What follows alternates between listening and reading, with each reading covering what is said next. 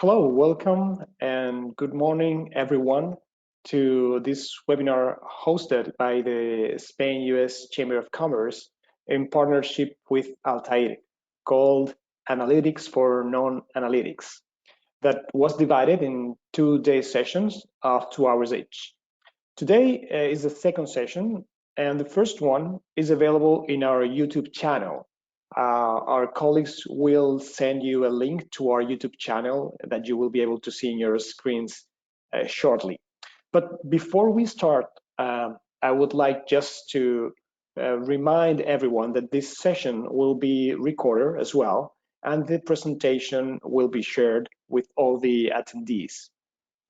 You can visit also our website to learn more about the Spain-US Chamber activities and events at spainuschamber.com. The Analytics for Non-Analytics workshop follows a case-based hands-on approach with the aim of giving an overview of the concepts, tools, profiles, and practical applications of machine learning and its integration with business decision-making process.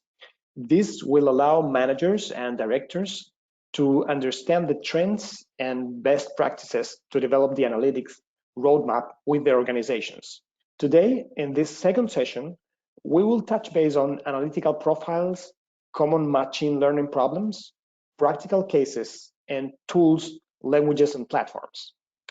Altair is a consulting boutique that masters in assembling strategic vision, analytical skills, and business transformation experience to deliver enterprise analytical management.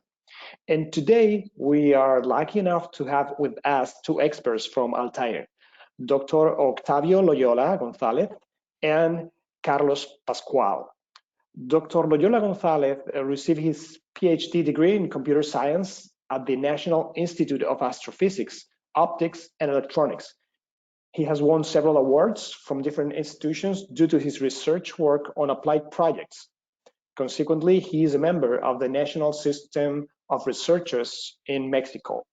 Dr. Loyola is an artificial intelligence manager responsible for running machine learning and artificial intelligence practice inside Altair Management Consultants Corporation, where he is involved in developing and implementing analytics and data mining by setting up the Altair Compass department.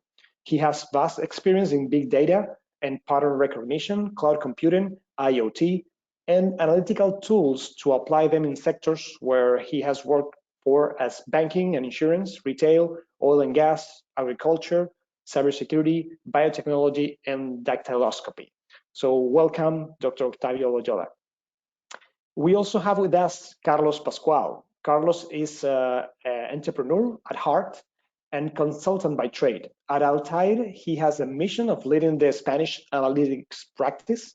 He holds a Bachelor of Science in Mining Engineer and Master of Science in Energy and Fuels from Universidad Politécnica de Madrid.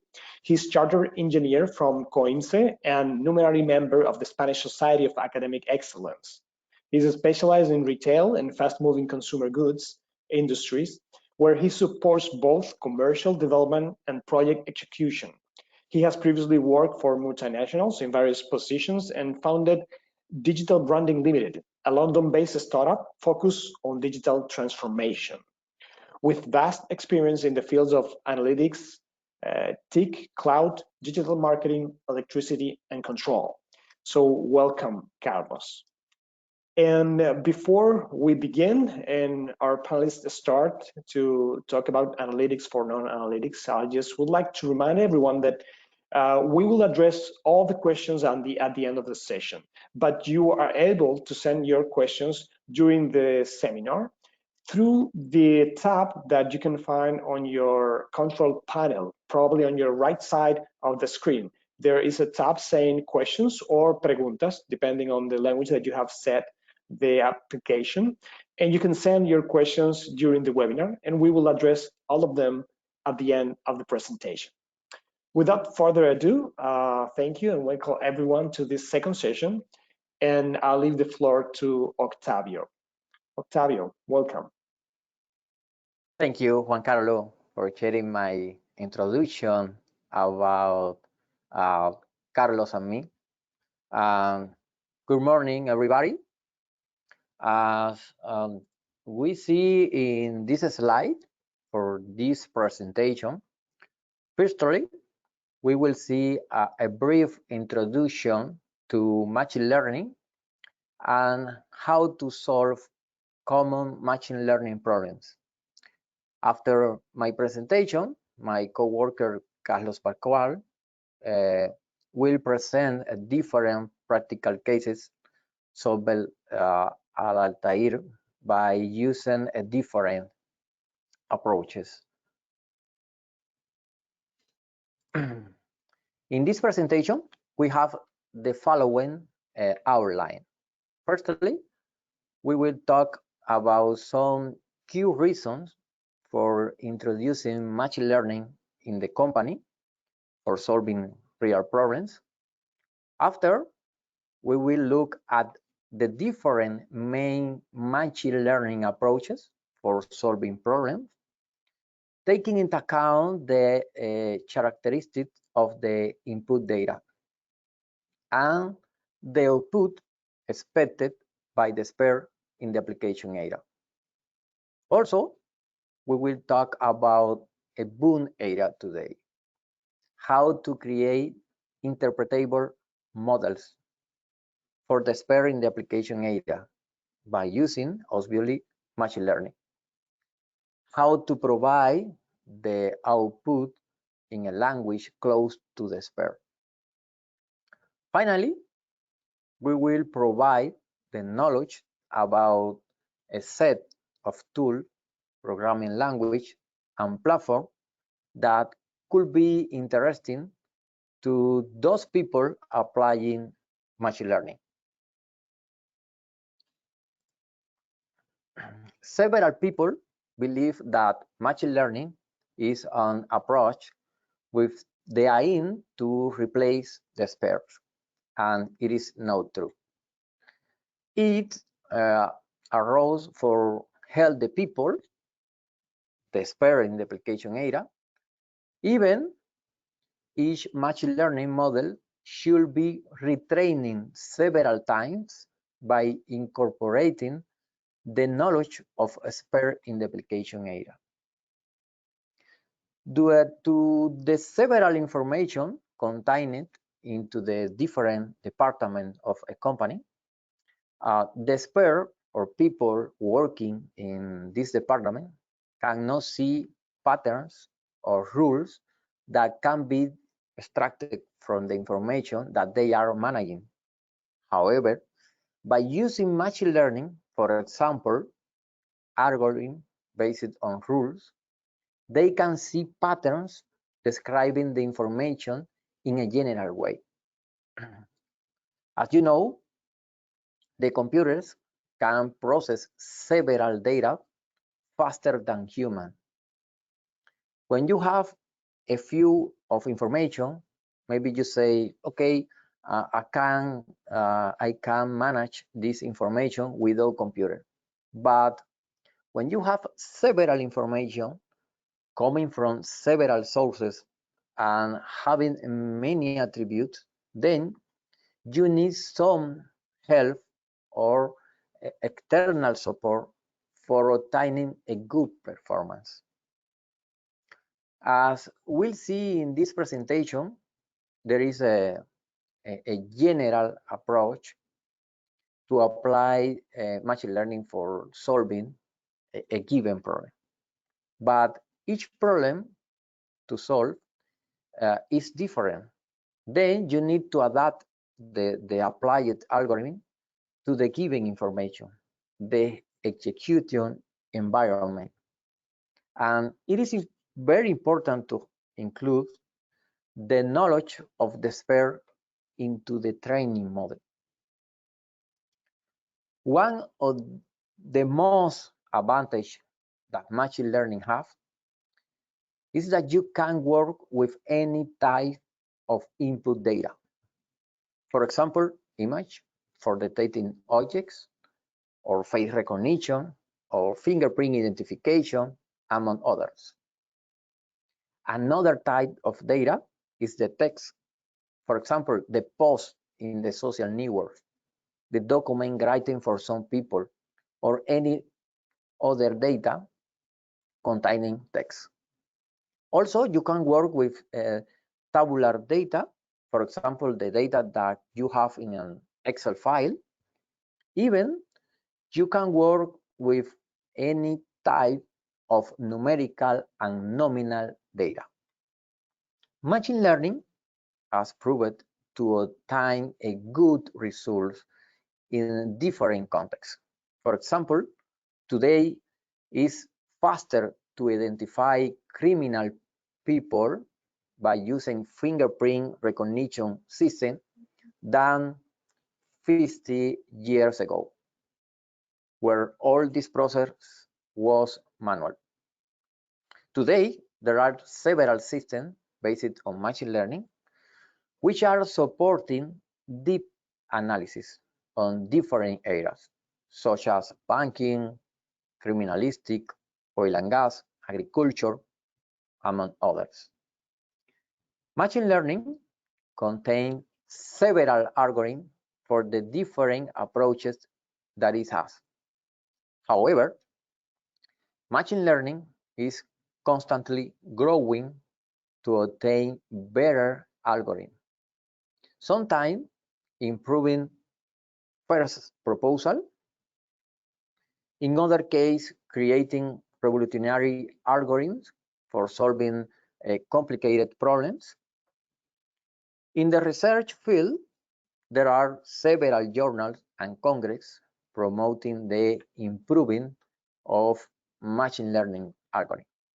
On the other hand, in the industry, there are several data scientists creating machine learning algorithms which are private, not public, only for the company, and in sometimes these are published under a patent. In any case, the creation of machine learning algorithms don't stop. Always there is someone creating a better or a new machine learning algorithm. Another advantage that machine learning can provide is a result in a language close to the human sphere. It is a new and a boom era into the machine learning. How to provide white box model, how to provide interpretable model for a sphere in the application area. In the next slides of this presentation, I will provide more detail about this boom machine learning era. But these are some key reasons for including machine learning as support in the companies.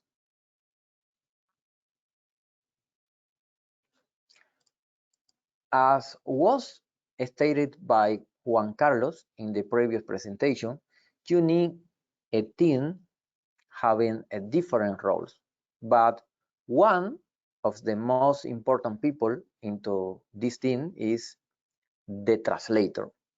Why? Because you receive the data from the client and you need to understand what the client needs. And after that, you need to translate the requirement to the team. Also, convert the data into a mathematical representation. Why do we need this new representation? Because the machine learning algorithm has a specific structure for the input data in order to be executed well. After you have this mathematical representation, you can execute the machine learning algorithm. But the output of the model is mathematical. And the validation of the model is by using cross-validation from the input data. Therefore, you need someone in your team that understands the business and the mathematical formulation. The main idea is that you can provide the results to experts in a language close to they can understand.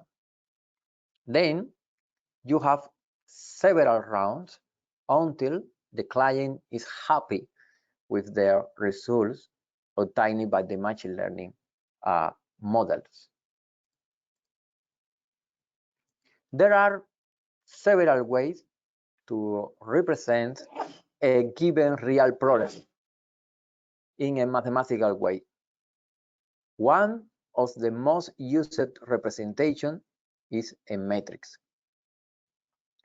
Notice that any type of input data, image, text, tabular data, among others, can be represented as a matrix. Now, it is important to establish a common and recognized language for understanding a real representation and the transformed mathematical representation. For example, each observation in the real problem is represented as a row, where each column represents the attribute or feature describing this observation. One easy example for understand this transformation is the tabular data that we have in the left side of this presentation. Each row of the matrix is representing its corresponding row in the table, and each column have a similar transformation. Therefore, it is important to have the business translator in the team, because at the one end is the client and the other one is the data scientist. The problem to solve have different type of attribute, and it is important to know, jointly with the human expert in the application area, what type of attribute you have in the data. As you can see in this slide, you have a different type of attribute between numerical and nominal ones. But it is essential to note and validate with the expert each one of them, because any error classifying the attribute will be transferred to the machine learning, and the model will have an intrinsic error. As a consequence, the output results can be a waste of time or provide on-error results as a guide for the company. Then, this part is very important before executing any machine learning algorithm. This slide represents a general approach for applying machine learning. It's a start for the data provided by the client, where we need to analyze the data by using a deep analysis. The type of attributes, the number of observations, how many attributes are numerical and how many are nominal. Also, if you don't understand one of the attributes, you need to interact with the expert in order to understand it. After that, you need to execute a data curation and data cleaning. For example, some question is, do you have imbalancing among the different values on the target attribute? If the answer is yes, then you need to apply some resampling method or validate with the expert that the resampled data is representing a good and valid sample of the data. Also, you need to see the missing values and how you will manage them. Another step is into the data curation and cleaning is to see the correlation among the attributes. Can we avoid some high correlating attribute, or are they important to be included in the training stage? After obtaining the pre-processed databases, you need to split it into two parts. The first one is for testing the obtaining model, which never see this part, but we can construct the predicted values regarding the real ones. The second part of the database is used for training the model. By using this second part, you can test different machine learning algorithms where you can fit the model by using different parameters, configurations, and feature selection. The main idea is to train a model and to test this output model by using the unseen data in order to know the performance of the model. Here, you can use different evaluation metrics, but they can be aligning with the type of the problem. Selecting a good evaluating metrics can define the performance of the model in the deploy stage. Obviously, you need to corroborate this result by using two steps.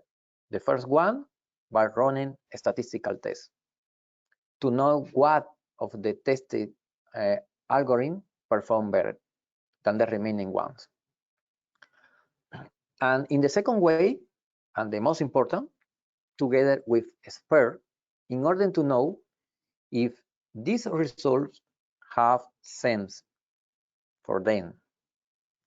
Finally, you need to iterate this step until the expert agree the obtained results.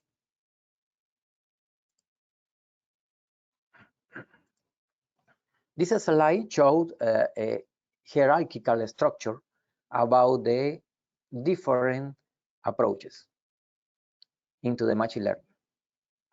There are three main approaches to follow in order to solve a given problem by using machine learning. There are supervised, unsupervised, and reinforcement learning. Usually, any problem to solve by using machine learning is into these three approaches. However, the question is when and what of these approaches should I apply?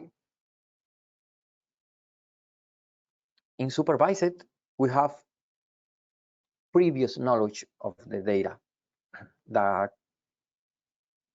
will help to understand this data. Specifically, you have an attribute that will be the target attribute, also known as class. In other words, your data have been classified by expert before. Then you have for each observation the corresponding classification. For example, suppose that you have a data set containing the information for a set plan. Then you have several attributes describing each plan, and one of them will describe the classification of the plans. For example, the target attribute could be if the plan is sick or not.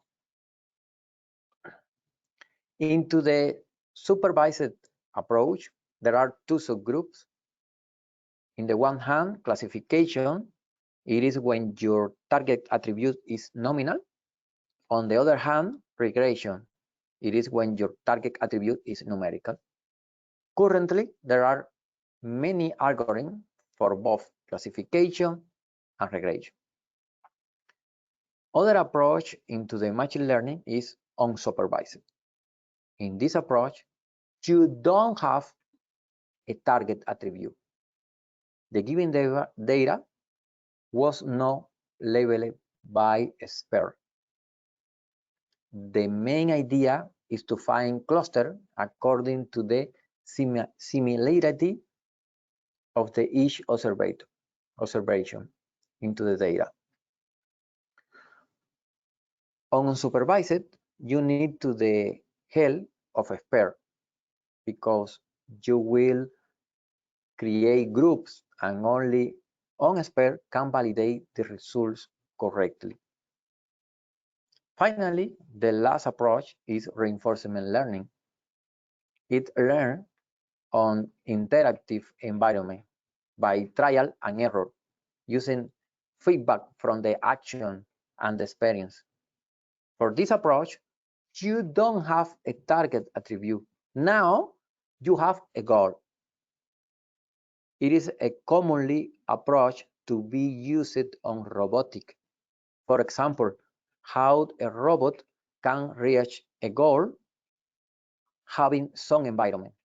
The robot should learn what is the correct path to reach the goal.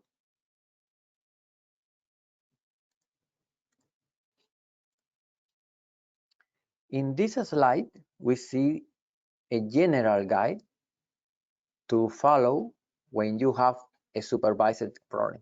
Firstly, you have a data set containing a target attribute. This was labeled by a expert. Then you can pre-processing the data by using several techniques of cleaning and curation. After that, you need to split the dataset into training and testing subsets. Remember, the training part is to train the model and fix the model, and the testing part is to validate the output of this model. The next steps is very important. You need to know if the target attribute is numeric or not. From this, depend on the approach to be executed, classification or regression. Next, you need to test several algorithms to find what is the best result. Finally, you need to compare the selected model with other tested model by using a statistical method in order to corroborate the results. And the most important part is to validate the selected model with the expert in the application area.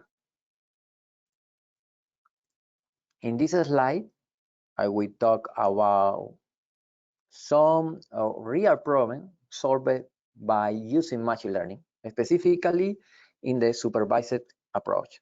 Here, we have example where the data are image, text, and tabular. Object recognition is a boon area because there are several application fields that need to process the image by using computer vision for solving real problems. For example, the autonomous car or those cars with assistant driving, they need to detect several objects on the street, and other cars, people, signal, among others. Another example is the agriculture. You need to count the number of fruit from some crop by using the image taken by a drone on real time. Fingerprint and palm print identification is another supervised problem. 50 years ago, the process to match two fingerprints was manual. Today, by using computer vision, you can obtain a digital fingerprint, and you can pre-processing this fingerprint to search characteristics point, and after provide a ranked list to experts about the match of this fingerprint regarding the other ones. The final decision of this process is on the expert hand, but the time for compare two fingerprints is faster than 50 years ago. Face recognition is a similar area. The main idea is to find the key points for identifying a phase regarding other one. Other one contained into a dataset. It is used in airport for identifying people through security cam, for example. Process mining is a beautiful area. Here, the data mining and the business are dancing together. In this type of problem, you have the end-to-end process, and you can provide both discovery and optimization. In the one hand, using data mining, you can discover the throughput time of each part of the process and provide several information related with additional attributes of the process.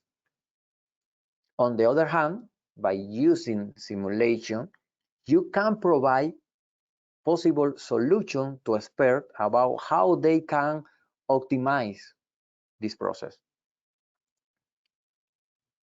Social network is an area where Altair have several papers on important journals. The main idea is to analyze the post written by people and find the trend. What is the general opinion of some company on social network? Are the posts written by human or by bots? What are the sentiment and emotion of the writing posts? Today, the social networks are amazing sources of information because the people post their experience on social network very fast. And we can analyze all this information to forecast the trend. Forecasting is one of the old area into the supervised classification. The main idea is to predict number associated to dates. Forecasting starts with the traditional statistical method, and today there are several and complicated machine learning algorithms based on deep learning. It is one of the areas where Altair have more experience. I'm sure that Carlos Pascual will show some practical cases for forecasting.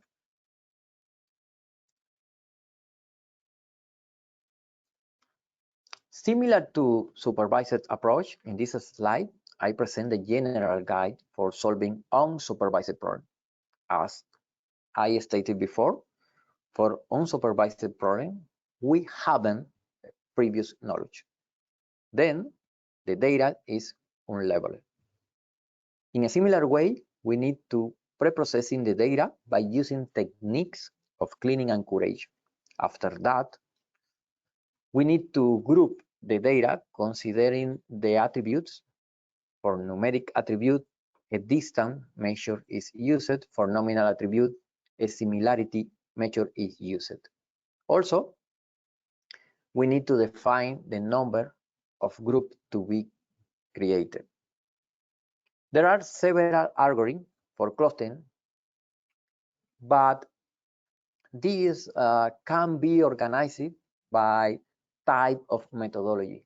For example, exclusive, where we can see the k-mean as one of the most popular algorithms for clustering. Also, there are others like agglomerative, creating hierarchical structures. And another methodology is based on overlapping, like fuzzy segment. The most important part is the validation of the cluster. Here, you have two options.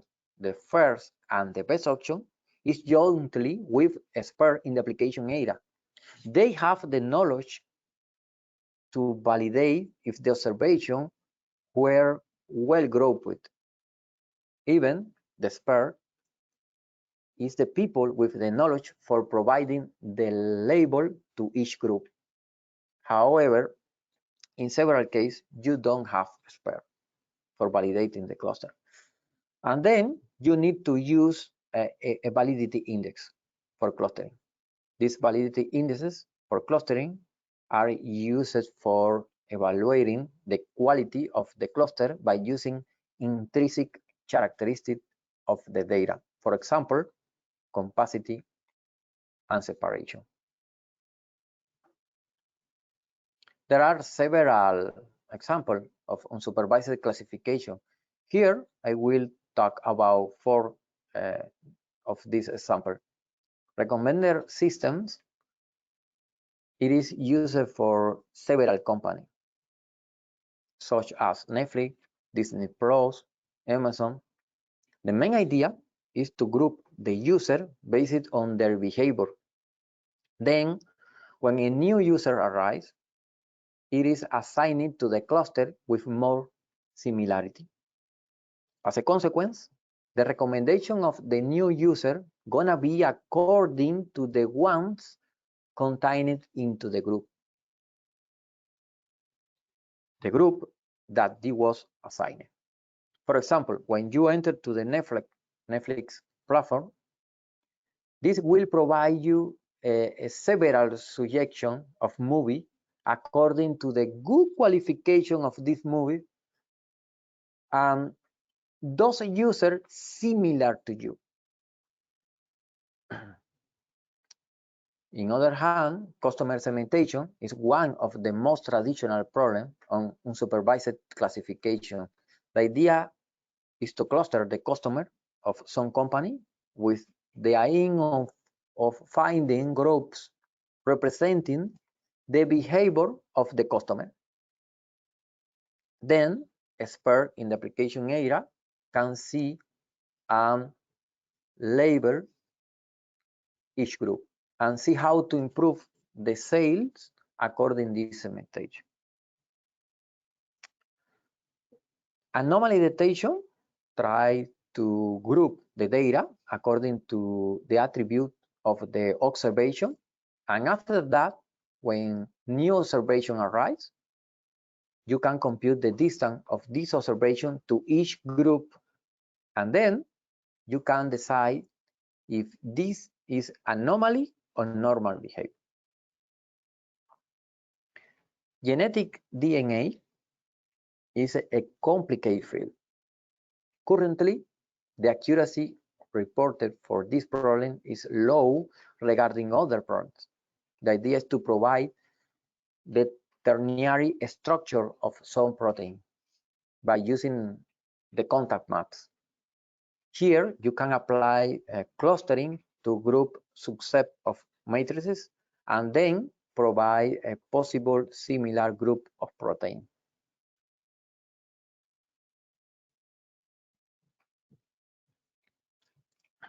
Reinforcement learning is a type of machine learning where an agent needs to reach some goal, and the agent will learn by trial and error. While this agent is discovering the environment. This approach is commonly used on artificial intelligence, where you have some robots or drones and they have been programmed for doing some tasks. In this approach, the agent doesn't know the environment. However, the agent will be executing the tasks while learn from the environment. When it is punished, this learns that these actions are incorrect. And when it is rewarded, then this recognizes that these actions are good. Usually, the validation of the model is a trade-off between time and good accuracy.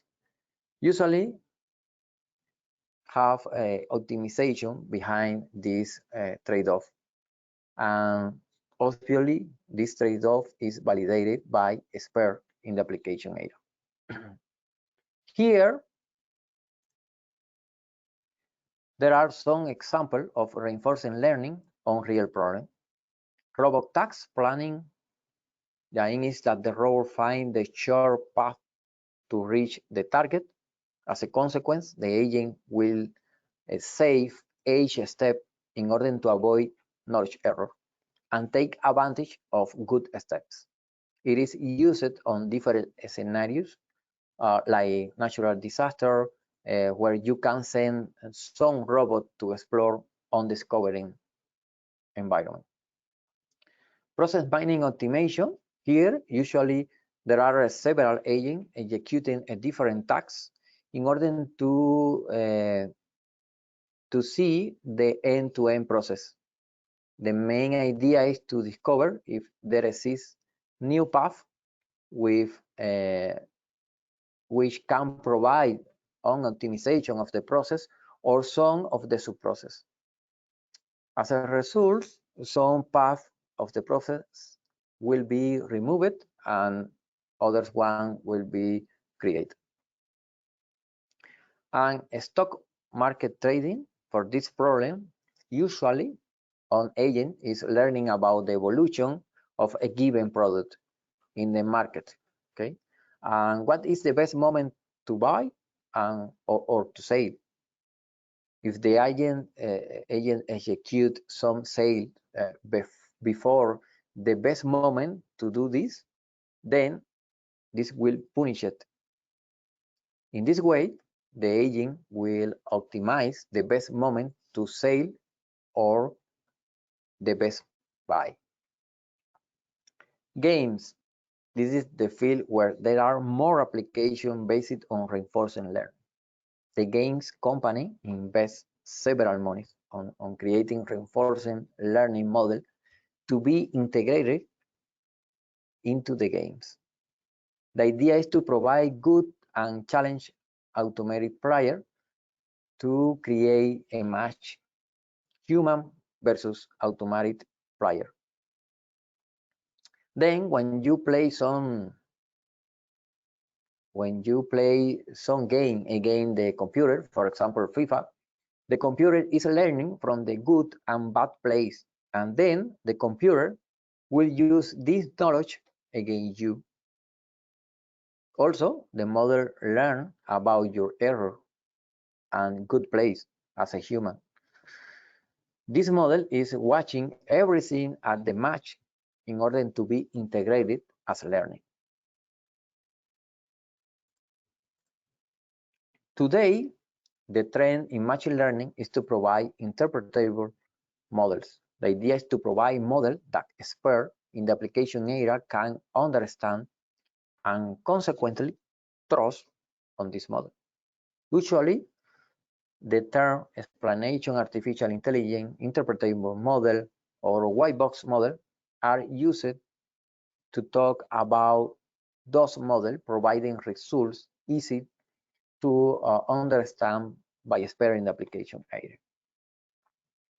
Today, the trend is to move black box model to interpretable model, or jointly with the black box model, create an alternative model providing explanation. The idea is to provide results close to the language used by the expert in the application area.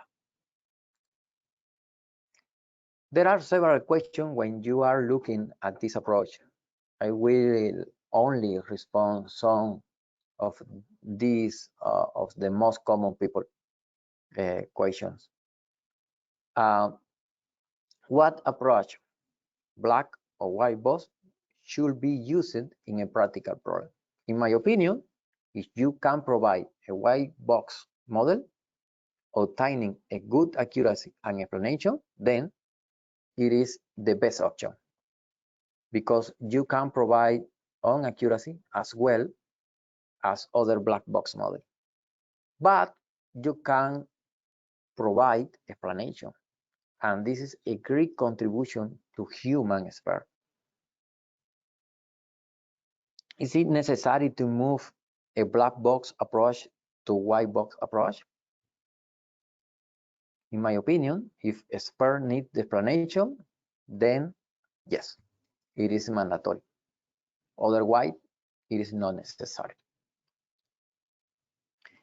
It is always necessary that experts in the application domain should understand the black box model. In my opinion, how much of explicability the expert needs. It should be responded by expert in the application area. This is a great topic, and there are several discussions around this topic. In this slide, I show you the output of an interpretable model. In this case, is a model based on contrast pattern. The example is for predicting those sick plans and how to provide pattern describing sick plans. Notice that the first type of patterns are more traditional, but is describing the sick plan by using the attribute on operator and a value associated to the attribute. This is writing in a logical form, but is or this provide explanation for the expert in the application area in this form. Now, after talking with expert in the application area, you can create a fuzzy pattern because they are closer to language used by the human than the traditional patterns. However, after analyzing this fuzzy pattern, you can create another type of pattern by using linguistic age. These are used by the human day by day, and then by using this type of pattern, you have an output closer to the language used by expert in the application area. Finally, notice that using a model based on pattern, you can provide explanation of the problem. In this case, describing a subset of sick plans. Also, there are other state-of-the-art white box models that can provide interpretable results, such as rules, decision tree, among others. At the end of this slide, you can notice this box showing a paper that I published on an open access journal. You can see more detail about the advantages and disadvantages of applying both black box model or interpretable model from a practical point of view.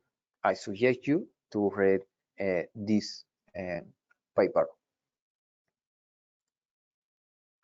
This slide shows an example about how to create explanation from a black box model by fusing with a white box approach. In the top of this chart, you can see a black box model that using several brain images.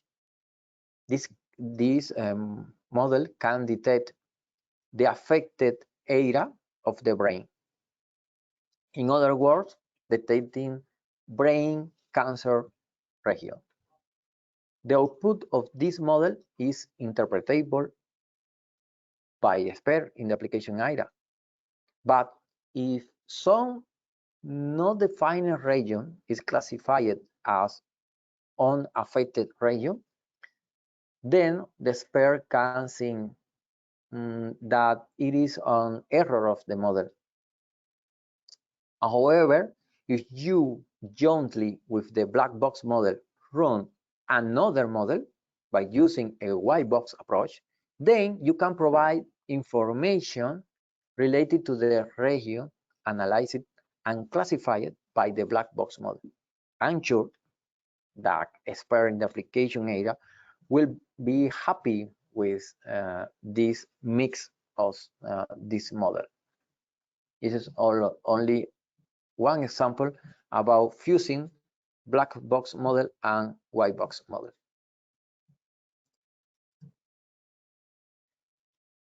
One important area into the machine learning is to up to date about the most used programming language, tools, and platform obtaining good performance on machine learning. In this slide, I show you the prominent programming language and how is the curve of growing for each one.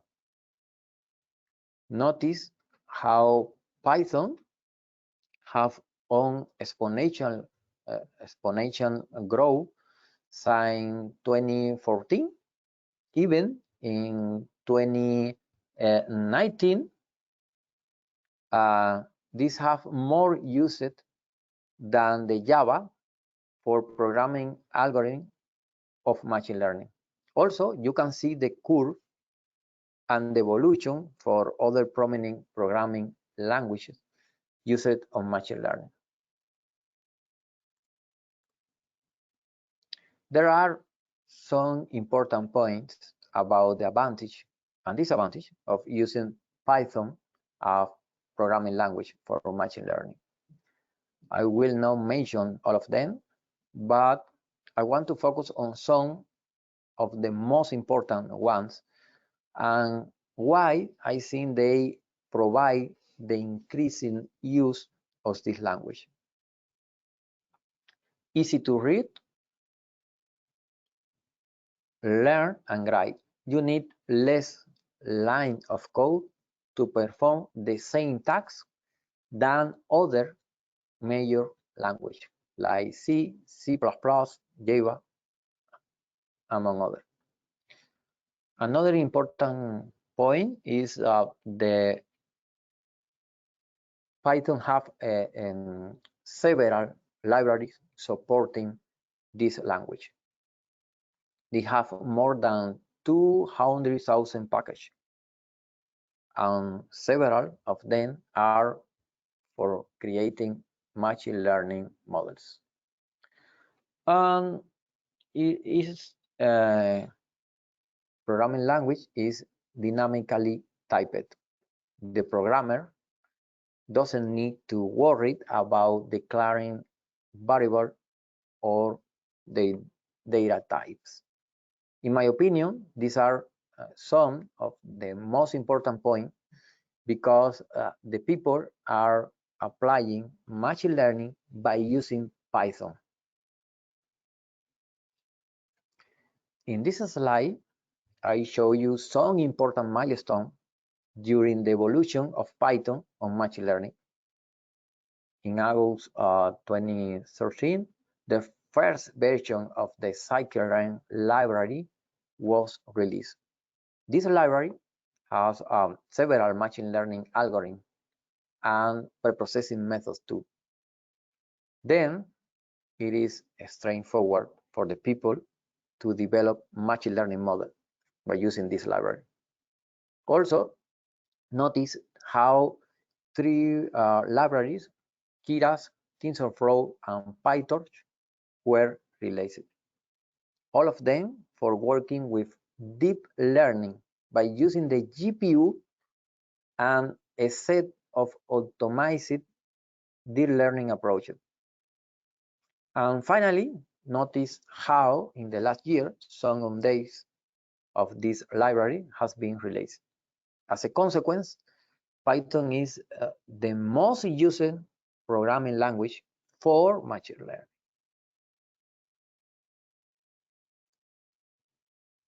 Having the Python language as the most used programming language for machine learning is great.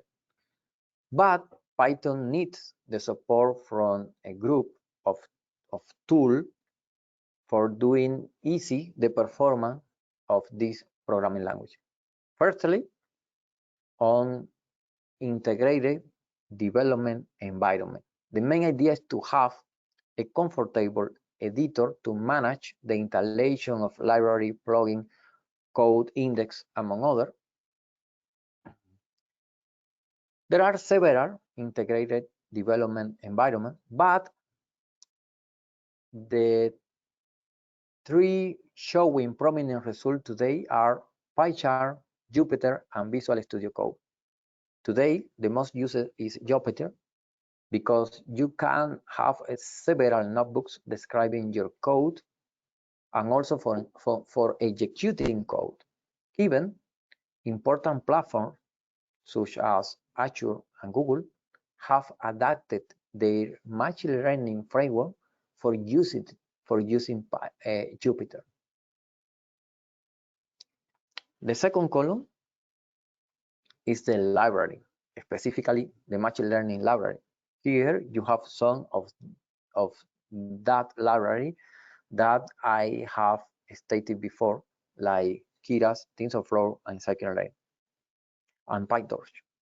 But you have other like Pandas and NumPy for processing the data. And finally, you have library as Matplotlib and Seanborn for plotting. And in the last column, you have a set of package and library for version control. It is very important for programmer because when you do any change in your code or some coworkers do any change, it should be controlled in order to see the change log and even back to any version if it is necessary. Here there are a set of version control library. However, the most used are Git and GitHub, in my opinion.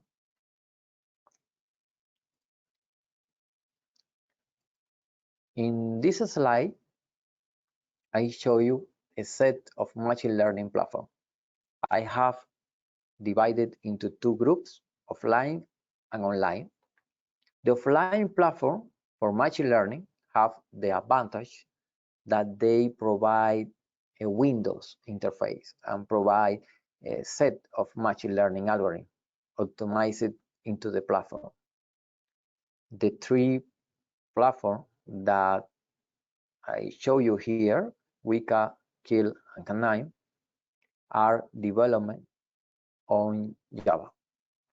These are perfect platforms for entry-level machine learning developers because have a good user interface and a set of prominent machine learning algorithms. On the other hand, you have three of the most prominent companies having good advantage in both hardware and software. To develop machine learning model, Azure, Google, and Amazon have invested several money to create their machine learning platforms. These are dedicated, in my opinion, for expert in machine learning because you can configure the hardware and the software that you need for developing some machine learning model. All of them have a free version for those people that want to test the power of this platform. For obtaining a good and a rapid results, Google Colab is the best option because you can use a good GPU and the environment is very easy to understand. Okay, this was my last slide. Thank you for attending my presentation, and I invite you to continue with my coworker Carlos Pascual to see some solution to practical cases. And after he finished his presentation, we are available for answer your question. Then thank you and see you later. Go ahead, Carlos. Thank you very much, Octavio, for the detailed explanation. And thank you as well to the Spain US Chambers of Commerce and especially to Juan Carlos for inviting us today. And also thank to all of you that stayed until the end. I'll do my best to make this interesting and I'll keep it short so we have plenty of time later for discussing any doubts that may arise, or in case you want to talk, we're going to cover cases, so maybe you want to discuss about some particular problem you have within your company, and we can see how these cases might be related to some potential problems or areas of improvement within your respective companies. So my name is Carlos Pascual. I'm team leader and responsible for the retail analytics practice at Altair. And today I'm going to present 3 practical cases. The idea is to divide those cases in 3 main areas, which are optimization, forecasting, and clustering. Please note 2 things. The first one is that none of these cases can be assigned to a specific section or area, because, for example, when we are talking about optimization in this particular project, you'll see that we also use some forecasting techniques. But for the sake of this presentation, we assign each case to its most representative classification. And also, please note, these are real cases. And because of that, you'll find that we've hide some information and some of the charts are lacking the scale.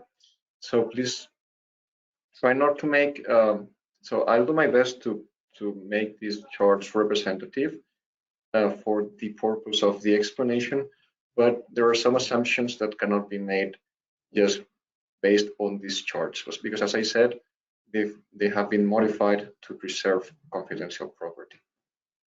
So let's begin. This is our first case, and this case is related to an optimization problem. And what was the problem or the goal that we have with this particular project?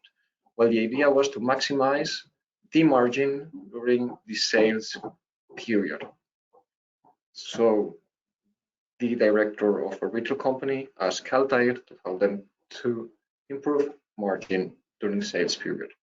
And we identified in the first stage of the project 3 levers, which one, discount optimizations, the outlet policy, and specific strategies by center or cluster.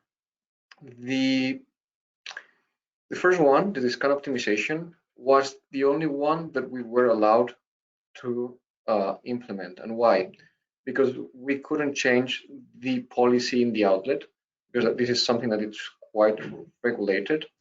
And also we couldn't implement a specific pricing by center because they have an omni-channel policy. So the only lever that we have was the optimization of the discounts during the sales period. What specific objectives did we have? The first one was, of course, finding the optimal discount. Also try to reduce the leftover. We'll see later that this is something that is not that easy in case we want to optimize the discount. And the particular challenge that the company gave us was to improve 5 points the average effective margin, as you can see in the chart. So can you go to the next slide, please, Octavio? Thank you. Great. So that was the problem, and this is the original approach. So this type of problems, pricing problems, are normally resolved applying an elasticity model. And this elasticity model basically try to explain how sales volume change based on price. And because discount is just price, we can try to understand, or that's what we did, for each particular group of products, how will the sales increase if we increase the, we decrease the price or increase the discount. So what you will find if you do this in your companies is that the behavior is normally exponential. And the simplest the problem is, for example, if we apply this to gasoline, to the price of oil, you'll see that it's almost a perfect relationship. If you lower the price, the sales will increase in an exponential manner. When we are in retail or this type of environment where communication and advertising and also seasonality in terms of Christmas and so on arise, you'll see that this is not that simple. So the first challenge, if you want to build an elasticity curve for a retail company, is to understand the seasonality. Once you have that and you deseasonalize the curve, you can do a scatter plot and see for each discount interval, you can do an experiment, for example, and see for how each discount interval, what would be the estimated volume of sales. Once you have that, you can build what is now displaying Octavio, the margin curve, or the curve that relates the discount with the real revenue that we are achieving from it. Sorry, not revenue, profit, the real profit. And you see this curve has a quadratic shape, and this is because, and you'll see this also with other projects, problems like, for example, taxation, and that term is called Laffer curve. But anyway, what is happening here? If you have a very big discount, and we go to the extent of a discount greater than the original margin that you have for each product. Imagine you have a product that costs 100 euros and you buy it for 20 euros. So if you have a discount greater than 80%, you lose money. That's clear. And if you have a discount, and you'll see this scale is just limited to minus 25%, this means that an increase of 25% in price. But if you increase the price to 4 or 5 times the price, you won't sell any unit because your clients will go to your competitors. And of course, there is an optimum between those situations, which in this example is around 35%. This will mean that if we have or implement a discount of 35%, your profit will be optimized. And I'll explain this in detail later, because optimizing profit doesn't mean optimizing leftover. And the last step of our initial proposal was to implement a dynamic pricing system. This means that we estimate the elasticity for each group or product, and we measure how it behaves. And if the behavior is what we expect, then we leave the strategy. But if we find that the product is behaving in a different way, we will retrain the system, the model, and update the recommendation with a pricing signal. And that's basically what we've explained in this slide. Can go to the next ones, Octavio, please. Thank you. So this may be a bit complicated, but I thought it was worth showing it to you because it's relevant for any company that is selling goods, and especially for companies that are selling goods that have expiry. And what I mean by that is that doesn't matter if you are selling milk that may expire in 1 month or 14 days, or you're selling clothes that may expire in 3 to 6 months if we are talking about fashion, or you are selling a laptop that may expire in 1 year, for example. All products now, almost everything has an expiration date.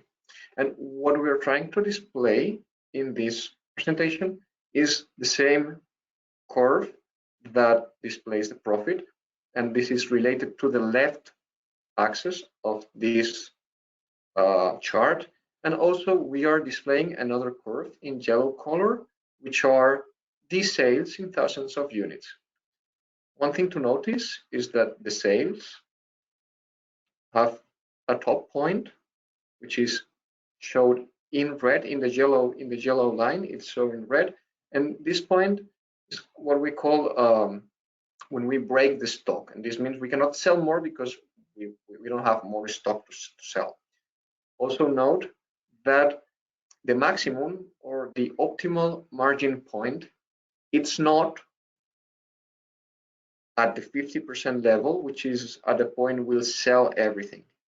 It's around 35%, and that has as a consequence and stock spread, which means that you will end up, if you want to have, and this is a particular example, we may find other examples that have different behavior, but for this particular example, and it's quite illustrative, you'll see that if we want to sell everything and not moving our references or products to the outlets, we'll have to assume that there will be a margin differential, which is displayed there, and we will lose money.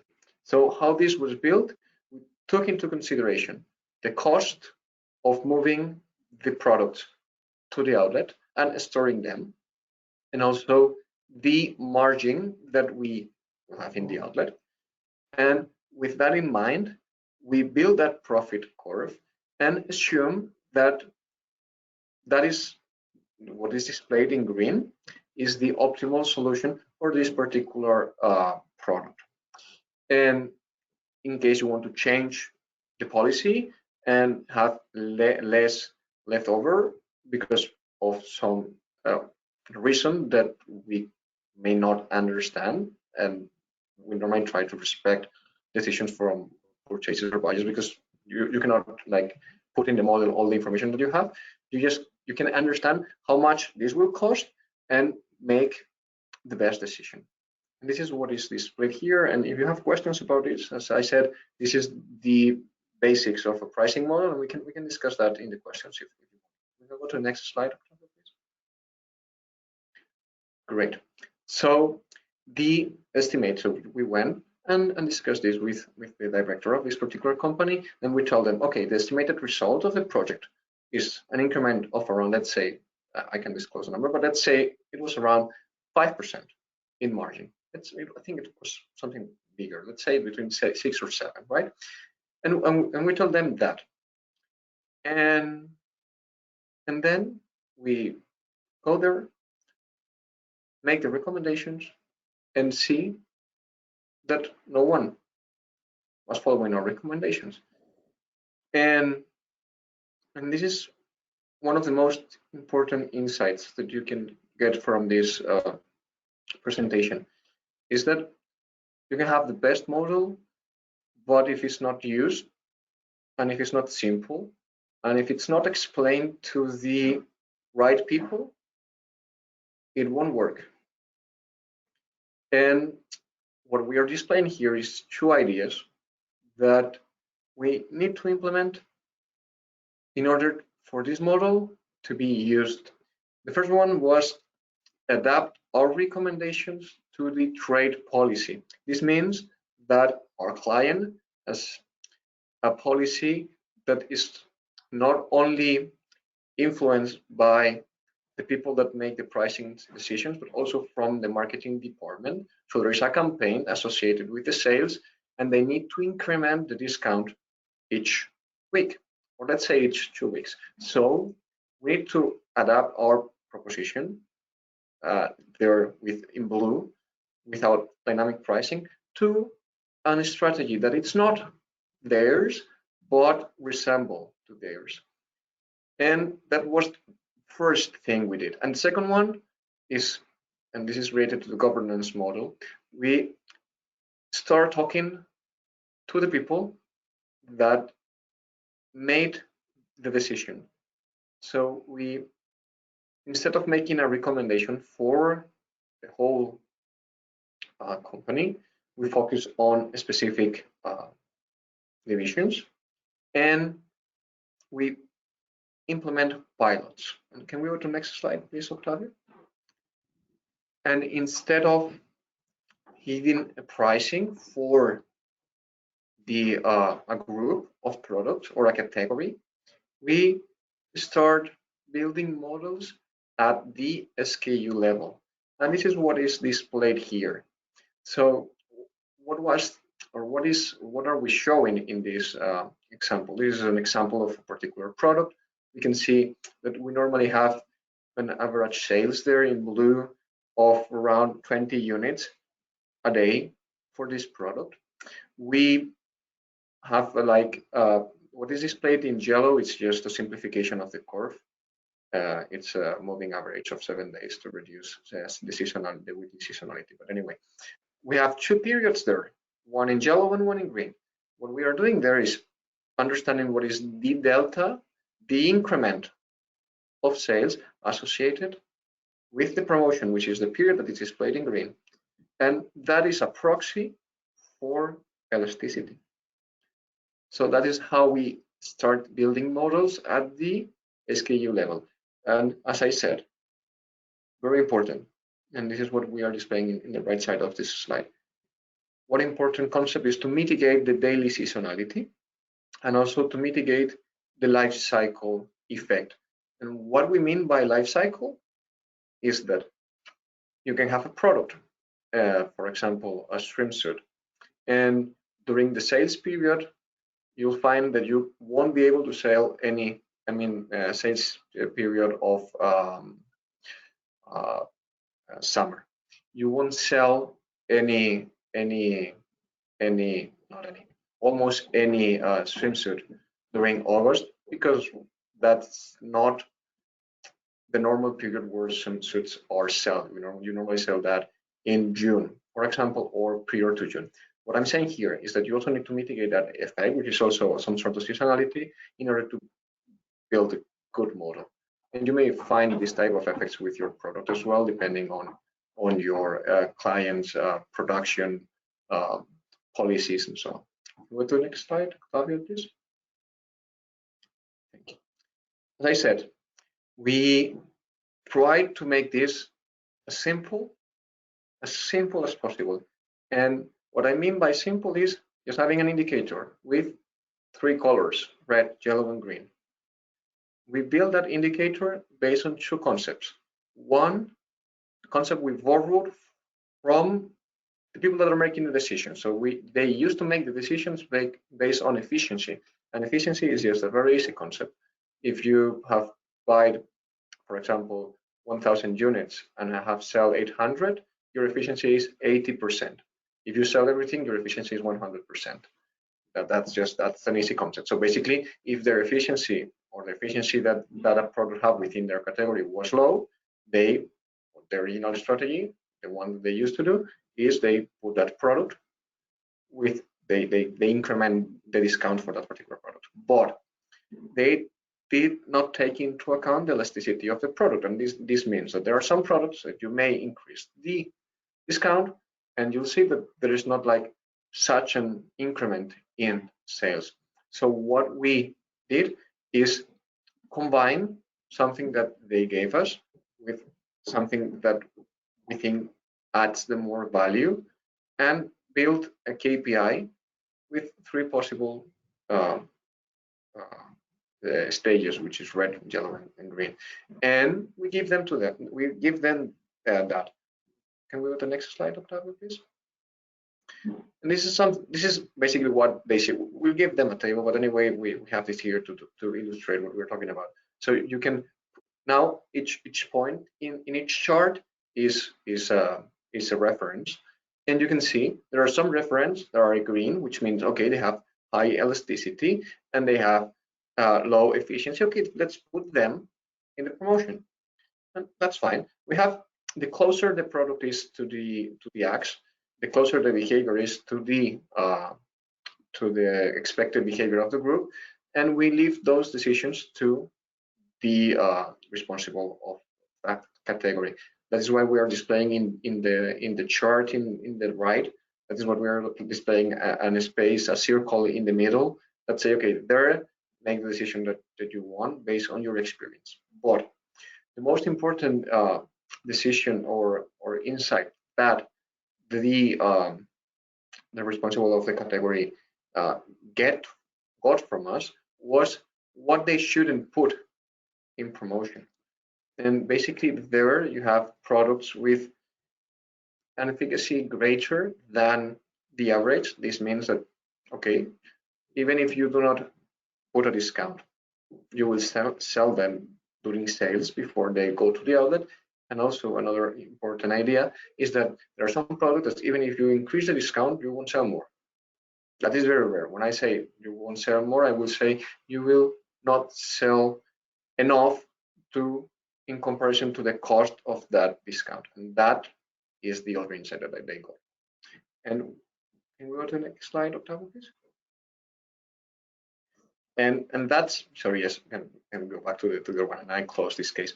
And that's basically what we did there. Did we achieve the expected margin about 6-7%? No, it was around 3 to 4%. Anyway, that's a lot, and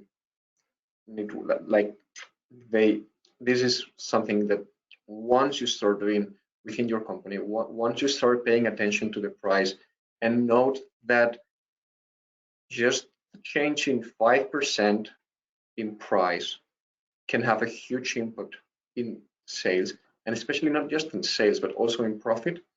You realize how important this is. And as I said, we can discuss much about this later in the questions. We're ready for the next case on time. This case is a forecasting case, and it's quite interesting because it's different to what you normally see in machine learning. So what was the challenge here? The challenge was to get ahead of the competition in trends, product, and ingredients via market listening. And before I explain what is market listening, I need to explain what is the dissemination innovation model. And this is probably something that you've seen before. It's an idea that was popularized by Everett Rogers. And basically it explains how a product or something new is adopted. And you see there that we can divide that curve between or on 1, 2, 3, 4, 5 different sections. As for example, let's talk about the iPhone, which is quite popular. You put the iPhone there, and there are some people, the innovators, that buy them and spend the amount that that product cost at the beginning. And then we have the early adopters, and when the time what you have in the axe, there it's time, and what you have in the other axe is percentage of, or the distribution of adoption. So why is this important? The model, I mean, it's quite intuitive, and the idea is quite interesting, but why is this important? Because what distributions are used for is to understand real behavior. And what I mean by that is that, for example, if we want to understand how the iPhone will be adopted in Spain, before we release them, we can assume that the distribution or the behavior of that adoption will follow the same pattern as it followed in a prior country. So what is the idea there? And I'm just going through the 1, 2, 3 numbers there. The idea was, for example, and for this particular project, detect whenever we are here, and I mean by that, at the earliest stage of adoptions, to position ourselves, or positions our clients before the competition. And how? By knowing that there are some reference countries that follow the same pattern X years ago. And in this case, it was 6 years ago. So what is market listening? Basically using tools that we have available, for example, in social media, and see what people are saying and are talking of what are the interests of a particular product, try to build this adoption curve, and try to then assume that this behavior will be repeated in the objective country. Can we go to the next slide, please, Octavio? So there are different sources that we can use to analyze market trends. We have, for example, retailers that may share that information. We, or even our client, can share that information with us to build that model if it's a multinational, for example. We can also use search trends. For example, there is a very interesting tool from Google which is called Google Trends, but you also have like information in SEMrush or Google Ads that you can use to build a KPI that measures interest. And also you can use social networks and understand what people is saying about something, and for example, given a particular period, measure how many comments or how many opinions people are giving about a particular subject or product. You can also have a proxy there for interest. And go to the next slide, please. Thank you. So once we have that, once we have the information, and that is what is covering in the first, in the left part of the slide, listening there, we can use tools and techniques to build our model. And I will explain this in detail. So first, what we can do active listening. Active listening means, okay, we are storing information in our systems about a particular topic or product. And normally platforms like Twitter or Facebook have APIs that you can use to connect and extract that information.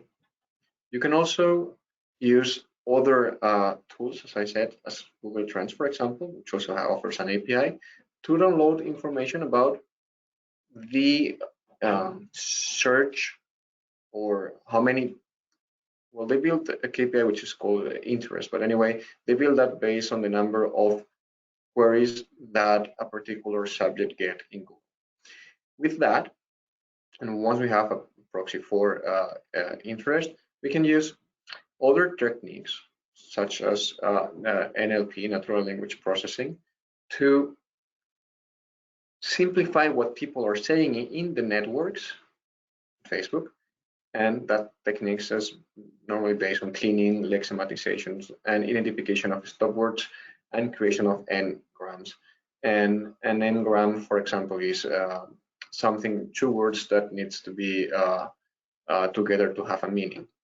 And with that information, and once you have like data cleaning and treatment, you can also improve your model. And these NLP techniques allows us to identify keywords, topics, and also, and very important, sentiment. So we can see how people are feeling about something, and this is important, for example, for politicians, so we are aware, but also for how people are feeling about our company or about our product, which is also something interesting that you can do very easily with NLP. And again, once you have that, what you will try to do is understand if the diffusion innovation curve of the product within a country is correlated to the curve of our country. So what you do there, you find a product that was already adopted in both countries and see how this, or how, what is the lag between one country and the other. For example, the patterns is almost the same. That means that it's correlated, but the autocorrelation shows that there is a lag of 5, 4, 3, whatever years. With that, you can build your model and assume, I'm simplifying things a lot, but anyway, you can assume that the pattern will be repeated. And once you have a new product and you have a country that can be the precursor, you can assume that this behavior will be repeated. And for example, in Spain, we have that with the USA, for example. For an example I'm having afterwards, it is based on that. Can we go to the next slide, Octavio, please? Right there. So we are talking about forecasting as well. And I cannot talk about forecasting without saying that there is a library, and that library was originally built by Facebook. It is open source. It means that anyone can use it without paying anything. And in case you have to deal with forecasting, it's worth to have a look at this. It integrates common forecasting techniques as ARIMA and SARIMA, but it also have like proper tools for doing great forecasting. And as I said, it's open source. That means that you can not just use it without paying, but also you can modify or adapt it to your own needs. And you can also execute it in R and Python. And let's go for the next slide, Octavio, please. And so this is the idea here. What are we going to do in this particular project? We're going to use the three main stages in analytics. First one is descriptive, studying the past and see if there is a correlation. And this example is made for soy milk. And you can see there are the relations between USA, United States, and Spain. We also have like a prediction, and we can use, for example, Facebook Profit to do that. And what we do when we are predicting, we are assuming that the behavior that happens in the past may repeat in the future. And here it's more complex. We are not assuming that the behavior that happens in the past will repeat in the future. We're assuming that the behavior that happened in the past for the precursor country will repeat in the future in the country of study. And this is the interesting or the magic between this exercise. And we also can make decisions, sort of recommendations, and this is what we call prescriptive analytics. Sorry.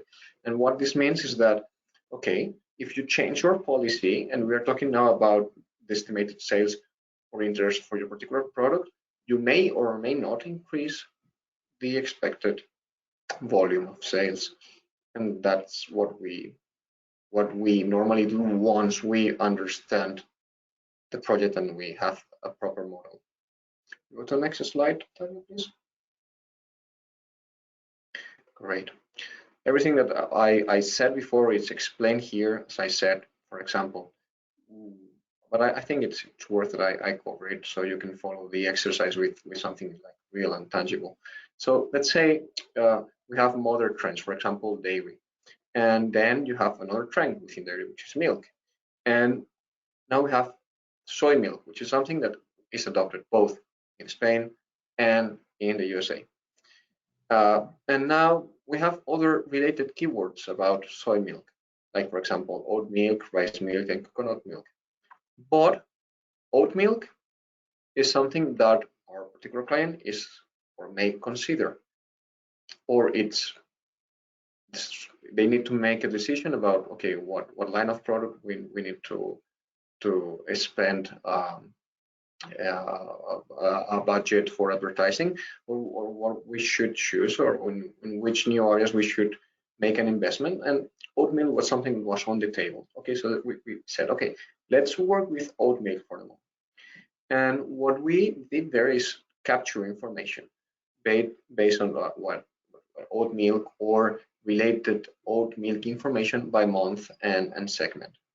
And once we have that, we calculate the geographical interest, and you can do that by social listening, as I said, or by using an interest factor.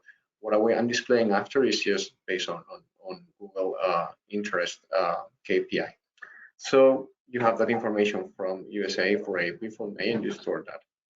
And after that, you build or you do the analysis of cross correlation between each series, and you see that, for example, Spain and USA have like a lag of 3 years. Between France and Spain is 1 year, and between Spain and Portugal is 0.5 years. So you can now see that there are some countries that are adopting this particular product before, and I'm talking about soy milk now, before others. So let's go for USA, which seems to be the precursor of the adoption of milk, and we can go to the next slide. So we go for the USA here, and we see the lag there in time. And what we are displaying here is just how the soy milk behave, and how the oat milk is behaving, and how we expect the oat milk to behave in the next 3 years. And this is basically the goal of the project. So the people that make the decisions within this company on where to invest or what line of products they need to develop may have like a proper idea of what are the trends and expected behaviors based on the information from other countries. And we can go to the next one, Octavio. And this is the last case that I'm covering today. And this case is a clustering case. It's a beautiful example of an RFM model. Go to the next slide, please. Great. To segment a client base. We use a very popular technique, which is called K-means. I think, yeah, Octavio covered this in one of his slides before. We had a customer base of 500 customers and information from the last 12 months. And we also found some surprising insights that I can share with you. For example, 50% of the sample didn't spend anything in the last year. And the day, we also find in the data that the last purchase day was 999. This means that they didn't purchase anything any time. And we are talking about 50% of the sample, which is quite a lot. So, and if you're familiar with analytics, you probably know that, but the first step for building a model is cleaning, and that takes a lot of time. But anyway, just please bear that in mind, that if you put garbage in a model, you will get garbage, or pretty garbage, but we won't be able to do anything with that. Anyway, what we did is we use an RFM model. Now, can you go to the next slide, Octavio, and I show you what. Maybe not in this one. I will cover that after that. But here, just I'm going to stress that, as I said before, the hardest part of the project is data preparation. And here I'm just displaying that we have an original database of 500,000 clients, and we end up building the model for just 153,000. And that, how we did that, we basically did an analysis. We built percentiles and see that there are some information, what we normally call outliers, that we can't use for building the model. So we omit that and build a model with the information that was worth it. Can we go to the next slide, Octavio? Great, thank you. So RFM model comes from recency, frequency, and money. And what this means is that what you're trying to do is classify your clients based on those 3 dimensions. For example, you can have, and we have a specific example of that at the end of the presentation. But for example, let's say we have a customer that buys every day, but the amount they purchase is low. Or we have a customer that buys, I don't know, every 3 months, but every time he came, he spent 2,000 euros or dollars. So the idea there is try to disseminate between those behaviors, and why we are doing this, to offer specific approaches to each particular client to increase its satisfaction and also to increase the money we are getting from them. So basically maximize profit again. I know this is complex, but I'll try to explain at least for you to understand what we did here.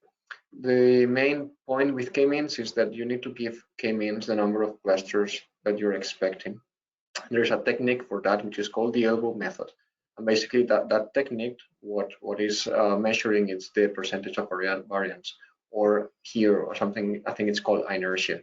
And that inertia is basically measuring the 2 effects. The effect that of adding a lot of centroids or clusters against the significance of the clusterization.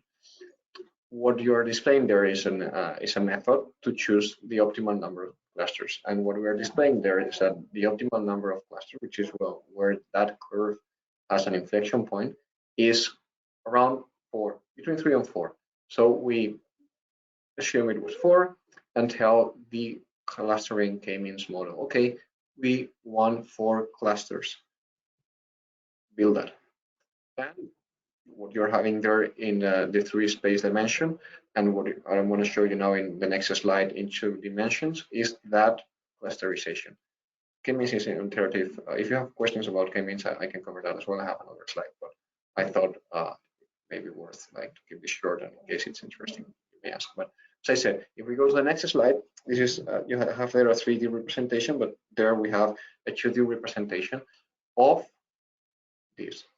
And what you're seeing there, sorry, it's the relationship, for example, between the expense and the recency. Okay, is the recency was the time since the last purchase, or the frequencies, how frequent is the client purchasing. Okay, so you can see there the relationship or the projections of that 3D chart or graphic in 2 dimensions relating each a variable. So you have what we found 4 clusters, and we gave them a name for each cluster, which is, for example, the clients that have low recency, low frequency, and low expense, which was they were about 49% of the sample. We call them normal. The behavior is the average behavior. We have another cluster, which was the dormant, which were the clients that have low recency, but high recency. So it was a long time since they didn't came, but have a low frequency, and the expense was low to moderate. It was around 30%, and you may imagine you can have like a strategy for them that will be focused on bringing them to this store, because they expend a lot. So we can give or offer them a discount or offer them other solutions, or maybe they live abroad. We can study that further and see if we can offer them or make them aware of our services in terms of logistics, or we have, like, for example, we have an online store, make them aware of their online store, or policies regarding shipping and so on. And then we have other segments there, where the BIP, we call their BIP occasional, because the difference between them and the BIP frequent was that the frequency was medium or high. And so that is what you can do with a clustering technique, and it's displayed very, very, very easy there. Can we go to the next slide, Octavio? Yes, and this is my last slide. And this is also related to the governance model and what you get from the model and when you end up giving to the client. And as I said, this is very important. You cannot, I mean, as I said, we have a sample of around 500,000 and we end up using 100,000. So we also need to give those people a name. We call them hibernating or sleep, depending on a criteria that I cannot share, but you may imagine how this was built. And we have a specific strategy for each of them. What I'm trying to say is that you need to adapt policy, sorry, the model and the result of the model to something that can be used by your client, and also that makes sense. So, for example, if you find that the difference between high and medium purchase is 1,300 euros, you can say, okay, the difference is 1,000 euros. It's not perfect, but it's something that they will remember, and that's sometimes is more important than the precision, because if they are not familiar and they do not find this easy, it's the same as what Octavio was saying when he talked about black box or white box models. If the client or people are going to use the model don't know how this is working, you will find a lot of trouble implementing it. So this is, I think, I can go to the next slide, Octavio. I think this is just K-means explanation. And this is all on my side. Thank you very much for your time and for staying with us until the end. And I'm open to any questions that may arise. And also, if you want to discuss any doubts or situations within your company, you can also contact us through the Spain US Chambers of Commerce. Thank you very much for your time.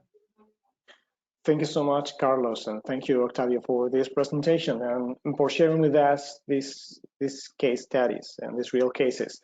So anyone that might have any question, please send those questions to the question tab that you will find in your control panel, probably on your right side of the screen, and we will address those questions in these minutes.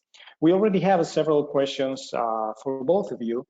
The first one is for Octavio, and someone is asking if you would mind explaining briefly again or reminding again what is a white box and a black box, please.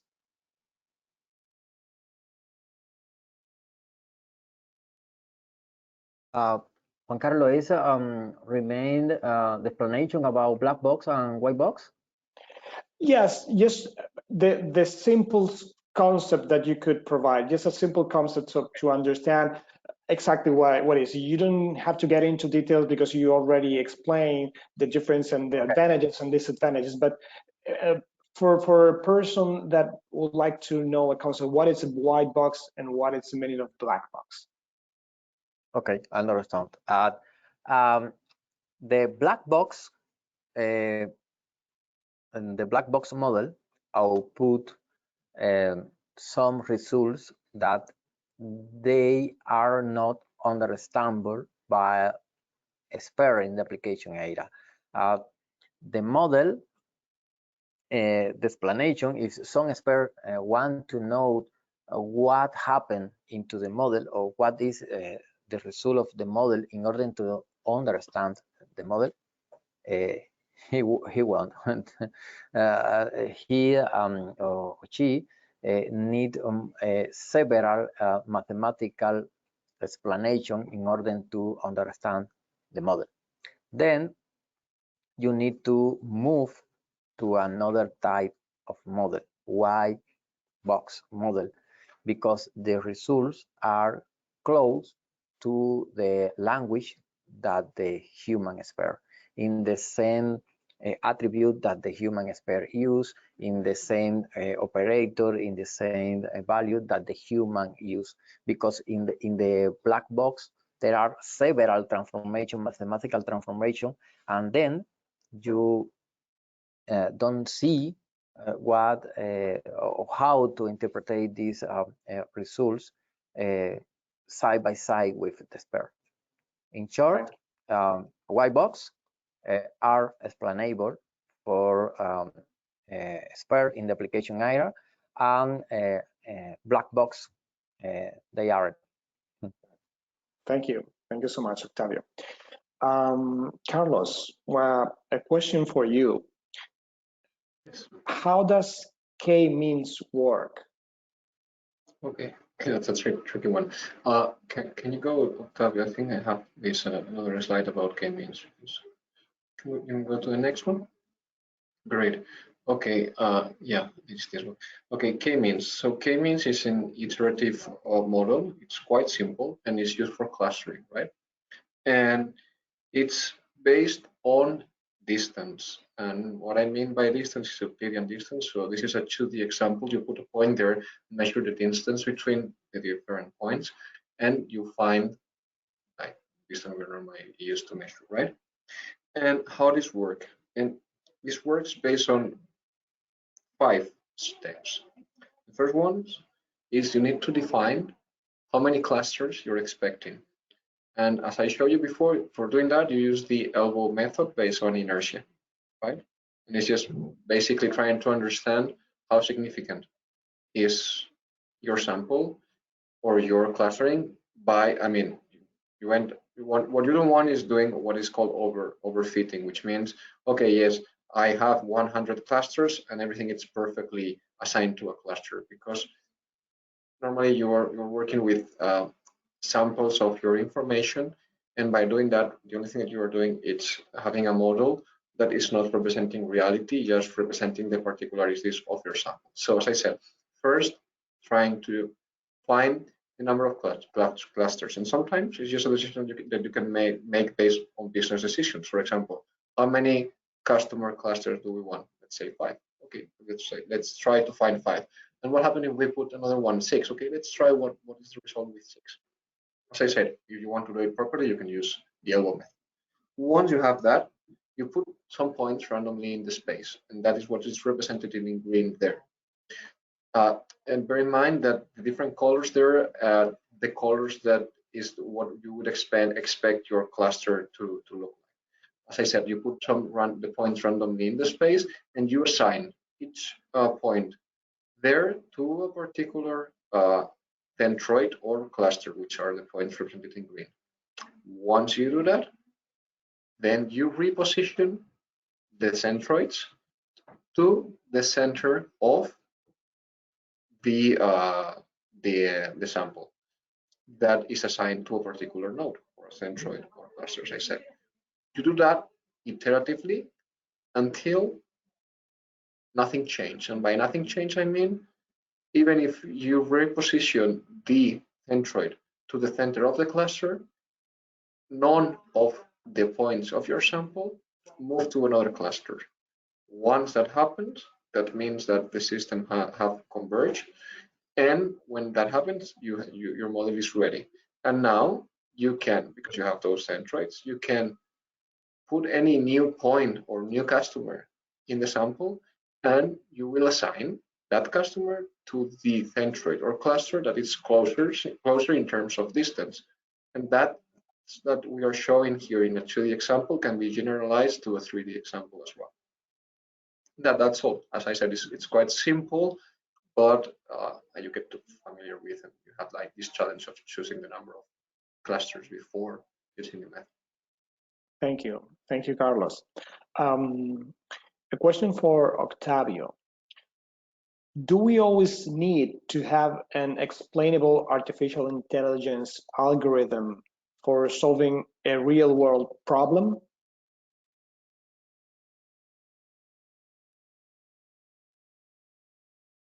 Yes, I think so that the explanation of artificial intelligence is a boom era because several application areas need this opportunity to explain the result. For example, medical, agriculture, or another area need the explanation and need improve the black box model in order to provide explanation results and state together the sphere with the model side by side in order to provide explanation.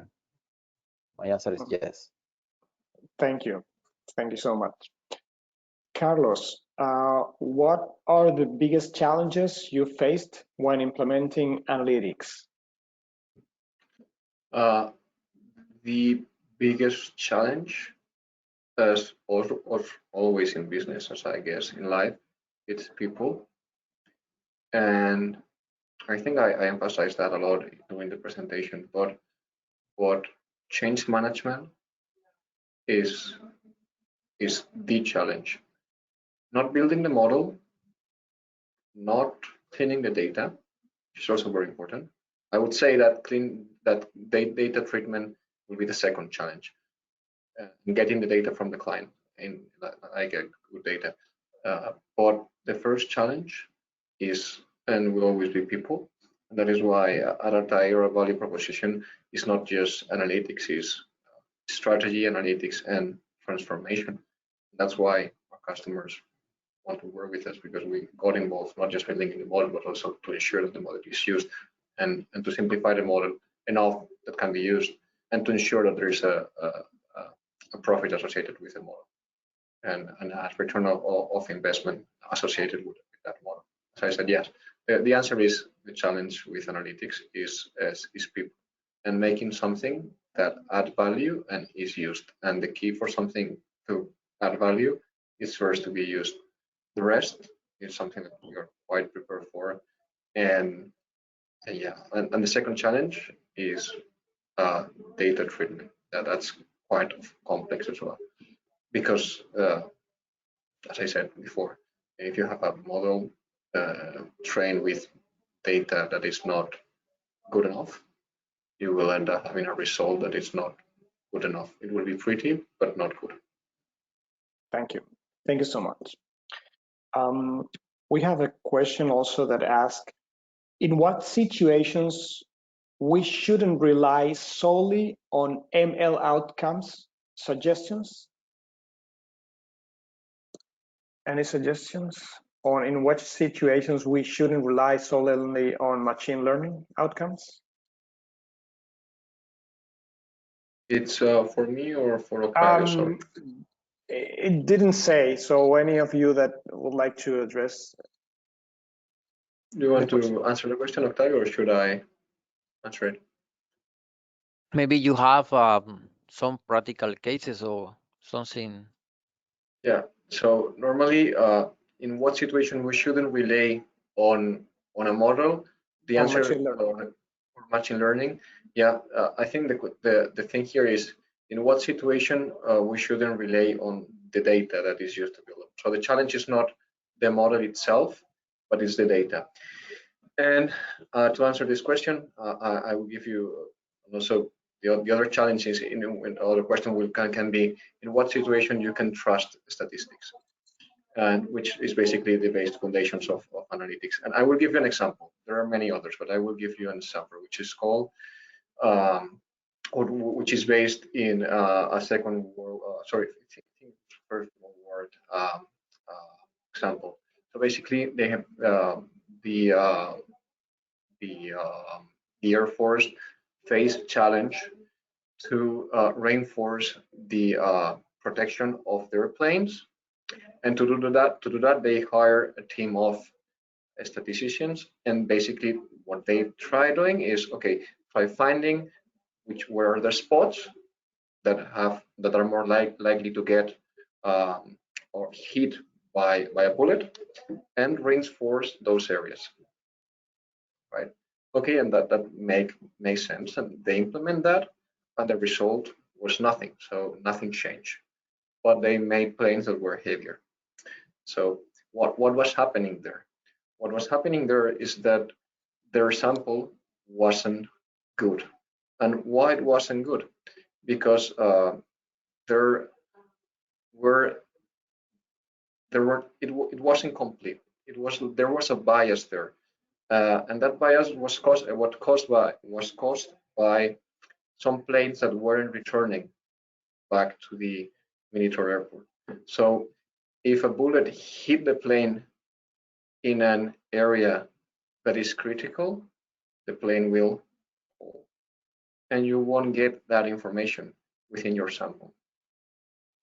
So the what happened after they hired another statistician, that's what the story about, and he told that what you need to reinforce is the areas where there is no bullets, and the reason because of that, with some considerations, is that when a plane is hit there, it won't come. So that is it won't come back. That is what is critical. So focus on that, and this can be extrapolated to other real problems. If you want to do, for example, a survey to try to understand how the population will vote, and you end up having a sample, and you are not careful enough to choose that sample, and you go to a specific neighbor or whatever, or for example, you are asking people in the streets, and there are a particular segment of the population that don't go on the streets, or for example, you are asking people over the phone, and there are a particular segment of the population that are not answering the phone because of any reasons, and they have something in common, that they vote, for example, to a particular party or whatever, you end up having trouble. So it's not normally a problem with the model, it's normally a problem with the data or how you are gathering that data. I hope this answered the question. Yes, thank you so much, Carlos. Thank you. Octavio, question for you. In your opinion, for a data scientist, which programming language is the best option, Python or R?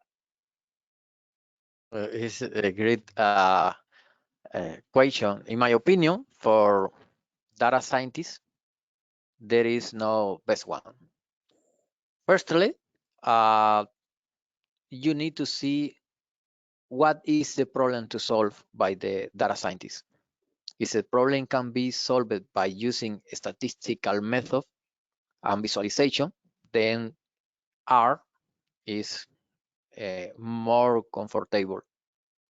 Otherwise, the solution of the problem is applying machine learning. Then, in my opinion, my suggestion is to use Python. Then you need to analyze the problem firstly, and then select the best option or programming language. If I may add just something for the record, one difference between Python and R is that you can build application with Python, and you can't do that with R. And what I'm saying by that is that if you want to choose a language for your company, you can do almost, let's say, 99% of machine learning problems with both languages. There are some specific cases that R may be best for, but we have there just 1%.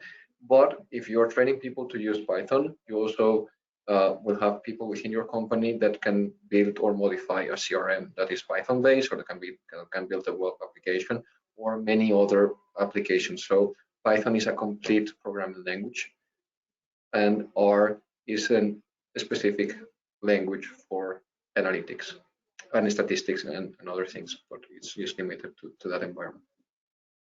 Yes, thank you so much. Well, it's 11:01. We have time for one more question, last question of the day, and it's for Carlos. The question is, what advice would you do to an organization that is in the early stages of analytical transformation? Okay, this is something that we discuss a lot with our clients. I would say, normally say like there's 5 to 6 main ideas. I try to remember it. The first one is to begin with the end in mind. What I'm saying by that is that what do you want to do with your data? What type of models do you want to build? What insights do you want to get from it? Where do you want to see yourself in 5 years in terms of analytics? Once you know that, you can start storing the information, not for making decisions today, but maybe for making decisions in 3 years' time.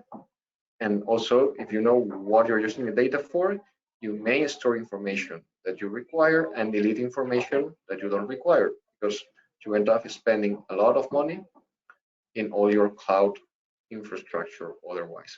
So storing data first, or maybe you, for example, I think you can have like a log of information that is storing data every second, and you may want to keep that for a year, but then you can summarize that information and store weekly or monthly information regarding that log, and delete the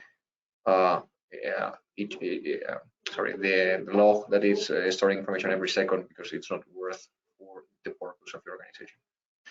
That's the first one. The second one, I would say it's data governance, and data governance cover how you're storing the information, but not just how you're storing the information, where you can find that information, ensuring that it's accurate enough, ensuring that you have a dictionary to know which are the terms that it's normally used within the company, and also that the permissions or the access to that information is properly assigned. So people can only see what they're entitled to see.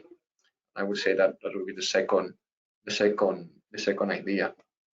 The third idea, I think it's keep things as simple as possible, and that's something I covered before. But if you can, there is the simplest model that you can use is the rule of 3, and we're doing advanced analytics, but you will surprise how many statistical models are based on proportions, and that's just the rule of 3. What I'm saying is that if you can build something that is easy to be understood and have an impact, even if it's not perfect, it's just good. It's good. It's good. Let's go for it for the first stage, and then you can build something on top of that. But don't strive for or go for the best or the more complex or more accurate solution, in case you're not sure you will be able to implement it. Scalability is a must, so go for cloud computing. You have a variety of cloud providers. I won't make any suggestions in terms of that, but I think let's go for something. I mean, there are 3-4 main players. I would suggest to go with a main player, because otherwise you will end up regretting it. Not now, not at the beginning, but just when in the long run. And yes, I think that's it. And probably fifth will be choose your partners wisely. And if you don't have the competence within your house, your company, you can ask for help. At Altair, for example, we have a very particular approach, which is what we call Altair Analytical Lab, and it's basically we put a team of our consultants with a client in a cell, and I think Juan Carlos explained this in his presentation. And basically, we accompany them during 1, 2, or 3 years' time, and during that time, the company get familiar with models, tools, solutions, and we deploy the infrastructure with them, and we build the first models and we implement the first models. And then some of our people may end up working with the client, or the client may end up hiring people that end up being part of that analytical lab. So it's a partnership, a long-term partnership, to ensure that the right decisions are made at the early stages. I think that. Thank you. Thank you so much, Carlos. Okay, well, there are no more questions. We ended at 11:06. It's time. So thanks everyone for being with us today. Thank you so much, Carlos, and thank you so much, Octavio, for sharing your time with us. And of course, thank you, Altair, for bringing us this interesting workshop about analytics and, you know, getting in a deeper knowledge about what's going on with these technologies and how to implement it. It's been a pleasure. Please don't forget that this seminar has been recorded. You will be able to find it in our YouTube channel. And please check our website, which is www.spainuschamber.com, where you will be able to find our future events, activities, and also you will be able to find out our YouTube channel, where you could find not only this, but also other workshops and webinars that we've been hosting in the last 2 years. Again, thank you, everyone. It's been a pleasure having you. Have a great day. Goodbye.